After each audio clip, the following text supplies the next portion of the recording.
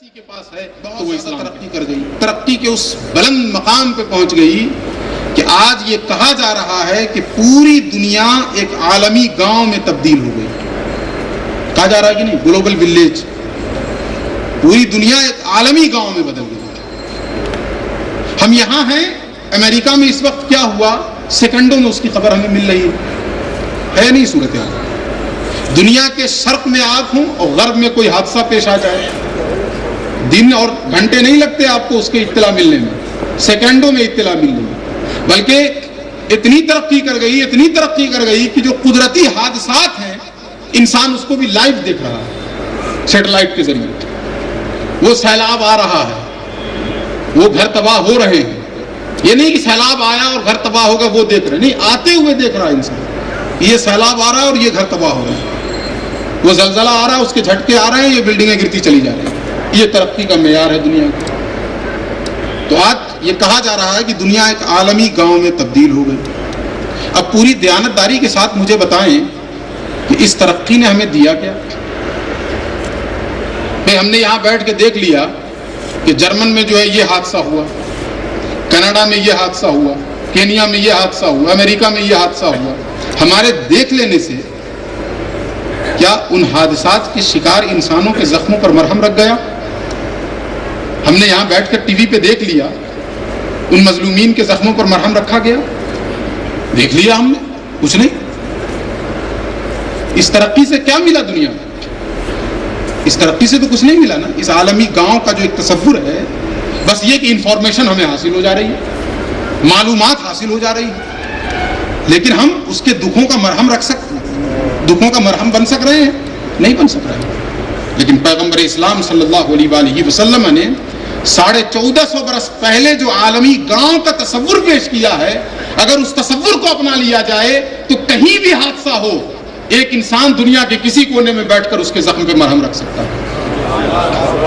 وہ تصور کیا ہے؟ حضور فرماتے ہیں کہ تم میں کا کوئی شخص مومن نہیں ہو سکتا کب؟ اس وقت کہ وہ خود شکم سیر ہو کر کھا کر سو جائے اور اس کا پڑوسی بھوکا رہ جائے. اس کا پڑوسی بھوکا ہے، اب وہ خود شکم سیر ہو کر کھا لے اور سو جائے، وہ مومن نہیں ہے. یہ نبی فرما رہے ہیں. اب سوال یہ پیدا ہوتا ہے کہ یا رسول اللہ پڑوسی کون ہے؟ تو حضور فرماتے ہیں کہ تمہارے گھر سے آگے کی جانب 40 گھر، پیچھے کی جانب 40 گھر، دائیں کی جانب 40 گھر اور بائیں کی جانب 40 گھر، یہ تمہارے پڑوسی ہیں. آگے 40، پیچھے 40، دائیں 40، بائیں 40، کتنے گھر ہو گئے؟ بولیے، میتھمیٹکس مضبوط ہے؟ 160. اور اپنا گھر ہوا میں گیا 161 ہوا نا جی. چلیے خیر، میری کمزور ہے میتھمیٹکس میں، پڑھا ہوا نہیں ہے. بہرحال ایک گاؤں میں کتنا گھر ہوتا ہے؟ صورتحال ایک گاؤں میں 50، 100 بہت ہو گئے. اگر کسی گاؤں میں 100 گھر کی آبادی ہو حضرت، تو کہا تھا بہت بڑا گاؤں ہے ہمارا، بہت بڑا گاؤں ہے ہمارا. نبی فرماتے ہیں کہ تمہارا پڑوس جو ہے وہ 160 گھر ہے، تمہارا پڑوسی ہے. تم میں کا کوئی شخص مومن نہیں ہے اگر ان 160 گھروں میں کوئی بھوکا ہے اور تم شکم سیر ہو کر کھا کر سو جاؤ، تم مومن نہیں. یہ ہے اسلام. پیش کریں اس اسلام کو دنیا والوں کے سامنے، زبانی نہیں، عملی طور پہ. دیکھیے کیسے نہیں نقشہ بدلتا. حضور داعیہ انقلاب بن کر آئے، داعیہ انقلاب بن کر آئے تو وہ نسخہ انقلاب لے کر آئے. وہ نسخہ پیش کیا آپ نے، جس نسخے پہ عمل پیرا ہو جاؤ، انقلاب خود بخود آ جائے گا، خود بخود انقلاب پیدا ہو جائے گا. تمہیں کہنا نہیں پڑے گا کہ میں انقلاب کرنے آیا ہوں، انقلاب کرنے آیا، کچھ نہیں. اس نسخے پہ عمل پیرا ہو جاؤ، آٹومیٹکلی تبدیلی آ جائے گی، انقلاب برپا ہو جائے گا معاشرے میں. 160 گھروں کا تنہا ہمیں خیال رکھنا ہے. اب اس کو آگے بڑھیے آپ. 160واں جو گھر ہوگا وہاں سے اس کا پڑوسی جوڑ لیجئے. یوں تو ہر گھر کے بعد اس کا پڑوسی ہوگا، ہر گھر کے بعد اس کا پڑوسی، پھر اس کا پڑوسی، پھر اس کا پڑوسی. لیکن اتنی تفصیل میں نہ جاتے ہوئے اب سیدھے 160ویں گھر پہ جائیے. آگے سے 40ویں پہ جائیے، ادھر سے 40ویں پہ جائیے، ادھر سے 40ویں پہ اور ادھر سے 40ویں پہ. جو ہمارا 40واں 40واں 40واں 4 جانب ہوگا اس سے پھر 40-40 جوڑیے گا کہ نہیں؟ اس کا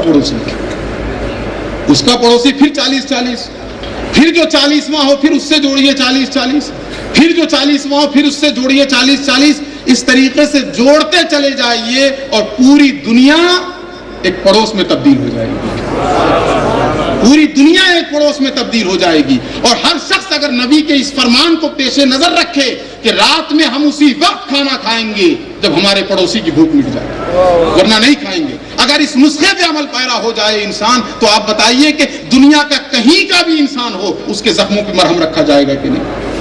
اور اس کے زخموں پہ مرہم رکھنے کا کام اگر کوئی کرے گا، وہاں تک صرف نگاہ اٹھا کے دیکھیے ٹوپی گر جائے گی اپنے سر پہ، اندازہ نہیں کر سکتے آپ۔ یہ اسلام کی ایک حقیقی تصویر ہے۔ میں بہت تفصیل میں نہ جاتے ہوئے، چونکہ وقت مختصر ہے، ایک آیت میں نے اور پڑھی تھی، وَأَنكِحُوا الْأَيَامَ مِنكُمْ۔ اب اس پہ گفتگو سے قبل میں ذرا ایک پس منظر بیان کروں کہ دیکھیے اسلام آیا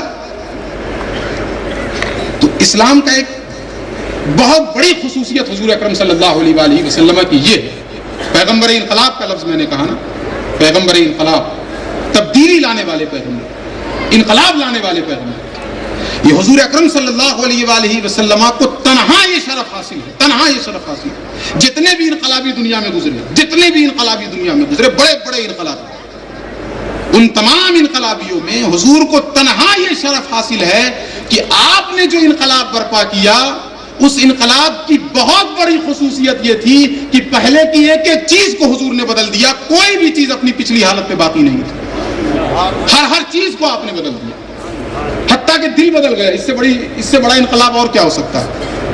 ظاہر ہی نہیں، باطن بدل کے رکھ دیا آپ نے۔ علامہ اقبال نے بڑے پیارے انداز میں کہا کہ مصطفیٰ اندر حرا خلوت گزید، قوم آئین و حکومت آفرید۔ مصطفیٰ جان رحمت صلی اللہ علیہ وآلہ وسلم چند دنوں کے لیے غار حرا میں خلوت گزی کیا ہوئے کہ جب تشریف لائے وہاں سے تو ایک نئی قوم وجود میں آئی، ایک نیا آئین وجود میں آیا، ایک نئی حکومت وجود میں آئی، ایک نیا معاشرہ وجود میں آیا، ایک نئی تہذیب اور ایک نیا تمدن وجود میں آیا۔ ایک ایک شے کو حضور اکرم صلی اللہ علیہ وآلہ وسلم نے بدل دیا۔ آپ ایک ایک چیز کا مطالعہ کرتے چلے جائیں، تاریخ اسلامی پڑھتے چلے جائیں، ایک ایک چیز بدلی کہ نہیں حضور نے، اور ایسا بدلا کہ اس سے بہتر بدل دنیا پیش نہیں کر سکتی ہے، اس سے بہتر بدل دنیا پیش نہیں کر سکتی۔